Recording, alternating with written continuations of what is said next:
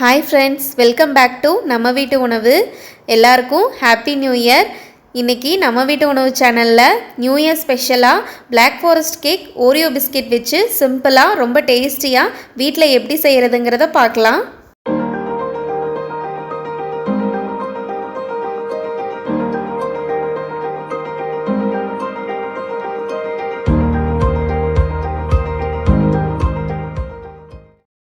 இது வரைக்கும் நம்ம சேனலை சப்ஸ்கிரைப் பண்ணாதவங்க கீழே இருக்கிற ரெட் கலர் சப்ஸ்கிரைப் பட்டனை ப்ரெஸ் பண்ணிக்கோங்க. கூடவே பக்கத்தில் இருக்கிற பெல் ஐக்கானையும் ப்ரெஸ் பண்ணிக்கோங்க. அப்போ தான் எங்கள் வீடியோவோட நோட்டிஃபிகேஷன் உங்களுக்கு தவறாமல் வரும். கேக்கை பேக் பண்ணுறதுக்கு ஒரு அகலமான பாத்திரத்தை வச்சு ப்ரீஹீட் பண்ணிக்கலாம். அந்த பாத்திரத்துக்குள்ளே ஒரு சில்வர் ஸ்டாண்டு உள்ளே வச்சு மூடி போட்டு ஸ்டவ்வை மீடியம் ஃப்ளேமில் வச்சு ஒரு 5லேருந்து 6 நிமிஷம் வரைக்கும் ஹீட் பண்ணிக்கலாம். கேக் ரெடி பண்ணுறதுக்கு முதல்ல ஒரு 1.5 பேக்கெட் ஓரியோ பிஸ்கெட் எடுத்து வச்சுருக்கேன். அதை கட் பண்ணி மிக்சியில் போட்டு நல்லா ஃபைன் பேஸ்ட்டாக அரைச்சிக்கலாம். இந்த மாதிரி பொடியானதுக்கப்புறமா அதை ஒரு பவுலில் ட்ரான்ஸ்ஃபர் பண்ணிவிட்டு ஒரு ஈனோ பேக்கெட் எடுத்து வச்சுருக்கேன், லெமன் ஃப்ளேவர், அதை ஒரு சேஷே ஃபுல்லாக ஆட் பண்ணிக்கலாம். ஆட் பண்ணி நல்லா இந்த மாவு கூட கலந்து விட்டதுக்கப்புறமா ஒரு 1/4 லிட்டர் பால் எடுத்து வச்சுருக்கேன். அதையும் கொஞ்சம் கொஞ்சமாக ஆட் பண்ணி எந்தவித கட்டியும் இல்லாத மாதிரி நல்லா கலந்து விட்டுக்கலாம். விஸ்கு வச்சு கலந்தோம்னா நல்லா நீட்டாக கலந்து விட்டுக்கலாம். இந்த மாதிரி க்ளீனாக கலந்து எடுத்துக்கலாம். ஒரு 1/2 டீஸ்பூன் காஃபி பவுடர் எடுத்து வச்சுருக்கேன். அதை தண்ணியில் கலந்துட்டு இந்த கேக் பேட்டர் கூட ஆட் பண்ணிக்கலாம். இன்ஸ்டன்ட் காஃபி பவுடர் தான் ஆட் பண்ணியிருக்கேன். அது கலந்துக்கிட்டால் இந்த பேட்டரில் ஒரு லைட்டான காஃபி ஃப்ளேவர் வரும். அந்த டேஸ்ட் நல்லாயிருக்கும் கேக்குக்கு. அப்படி கலந்து விட்டதுக்கப்புறமா அதை நம்ம ஒரு மோல்டில் ஊற்றிக்கலாம். அதுக்கு மோல்டுக்கு முதல்ல நம்ம பட்டர் கம்ப்ளீட்டாக தடவி விட்டுட்டு ஒரு பட்டர் பேப்பரையும் ரவுண்ட் ஷேப்பில் கட் பண்ணி மோல்டில் வச்சுட்டு அது மேலேயும் பட்டரை நல்லா க்ரீஸ் பண்ணி விட்டுக்கலாம். பண்ணிவிட்டு இந்த பேட்டரை கம்ப்ளீட்டாக இந்த மோல்டில் ஊற்றிக்கலாம். ஊற்றிட்டு நல்லா கீழே டேப் பண்ணி எந்தவித ஏர் பபிள்ஸும் இல்லாத அளவுக்கு நம்ம க்ளீன் பண்ணிக்கலாம். அப்படி பண்ணும்போது கேக் நல்லா சாஃப்டாக இருக்கும். நம்ம ப்ரீஹீட் பண்ணி வச்சுருக்கிற கடாயில் இந்த கேக் டின்னை எடுத்து வச்சிடலாம். வச்சுட்டு க்ளோஸ் பண்ணிவிட்டு ஒரு மீடியம் ஃப்ளேமில் 20லேருந்து 25 மினிட்ஸ் குக் பண்ணிக்கலாம். இடையில ஓப்பன் பண்ணி பார்த்தா சரியாக வேகாது.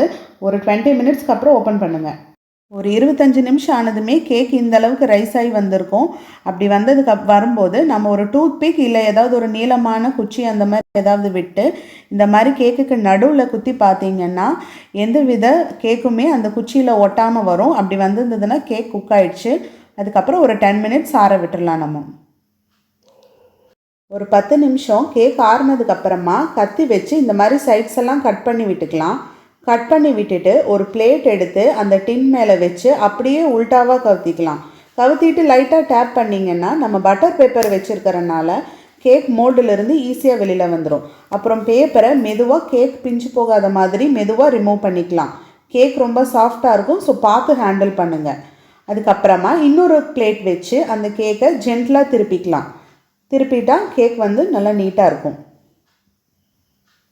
பண்ணி வச்சுருக்கிற கேக்கில் மேலே இருக்கிற ஏர் கிராக்ஸ் எல்லாம் நம்ம கட் பண்ணி எடுத்துக்கலாம். அதுக்கு ஒரு பிளேட் எடுத்து தலைகீழ கவுத்து வச்சுட்டு ஒரு பெரிய நைஃப் எடுத்து அந்த கேக் மேலே வச்சு மெதுவாக சுற்றிலும் அப்படியே கட் பண்ணோம்னா நம்ம அந்த டாப்பை மட்டும் கட் பண்ணி எடுத்துடலாம். அதை நம்ம ஃபைனலாக டெக்கரேட்டுக்கு கூட யூஸ் பண்ணிக்கலாம். நான் 2 கேக்கை பேக் பண்ணி இதே மாதிரி டாப்பெல்லாம் கட் பண்ணி எடுத்து வச்சுருக்கேன். அது 2யும் வச்சு நம்ம டெக்கரேட் பண்ணிக்கலாம். இதே மாதிரி இன்னொரு கேக்கையும் ரெடி பண்ணி வச்சுருக்கேன். இது 2யும் வச்சு நம்ம டெக்கரேட் பண்ணிக்கலாம். அவ்வளோதான். அதுக்கு முதல்ல நம்ம ஒரு சுகர் சிரப் ரெடி பண்ணிக்கலாம். இதில் நான் ஒரு 2 டீஸ்பூன் சர்க்கரை எடுத்து வச்சுருக்கேன். ஒரு 10-15 செர்ரி பழத்தை கட் பண்ணி வச்சுருக்கேன். அதையும் அது கூட ஆட் பண்ணிக்கலாம்.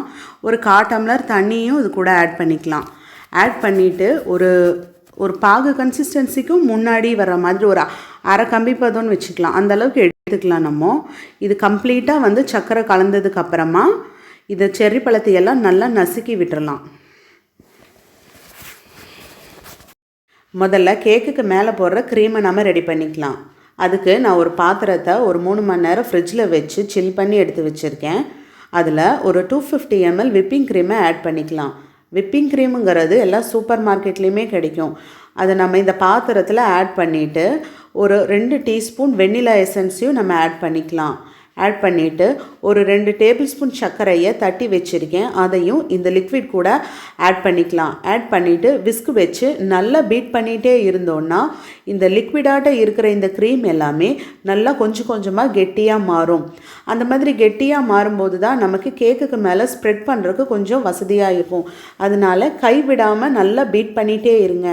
இடையில ஃப்ரிட்ஜில் வச்சுட்டும் எடுத்து பீட் பண்ணலாம்.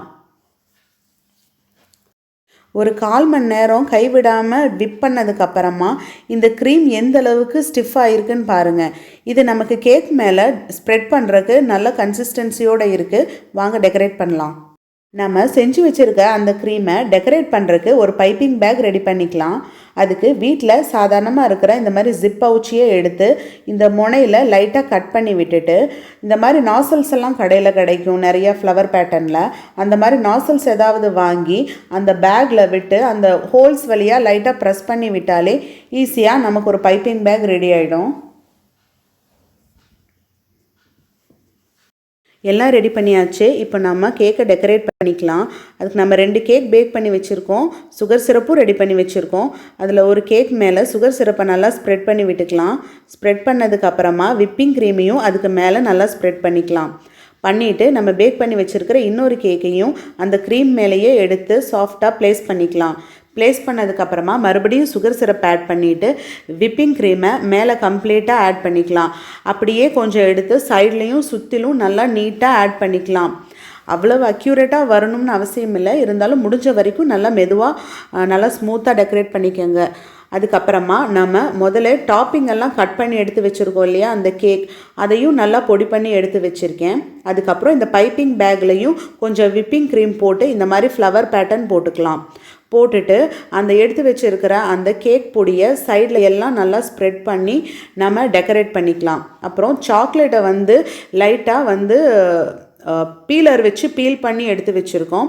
அதை மேலே நம்ம ஸ்ப்ரெட் பண்ணிக்கலாம். இது சாதாரணமாக நம்ம டார்க் சாக்லேட், டைரி மில்க் எது வேணால் எடுத்து வச்சுக்கலாம். அப்புறம் செர்ரி பழத்தை எடுத்து மேலே அந்த ஃப்ளவர் பேட்டர்ன் ஒன்று மேலேயும் ஒரு பழத்தை ப்ளேஸ் பண்ணி நம்ம அழகாக டெக்கரேட் பண்ணி எடுத்து வச்சுக்கலாம்.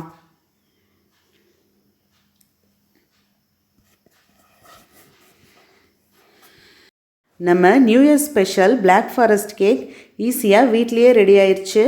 நீங்களும் உங்கள் வீட்டில் செஞ்சு பார்த்துட்டு எப்படி இருந்ததுன்னு கீழே கமெண்ட்ஸில் போஸ்ட் பண்ணுங்கள். லைக் பண்ணுங்கள், ஷேர் பண்ணுங்கள், மறக்காமல் நம்ம சேனலுக்கு சப்ஸ்கிரைப் பண்ணுங்கள்.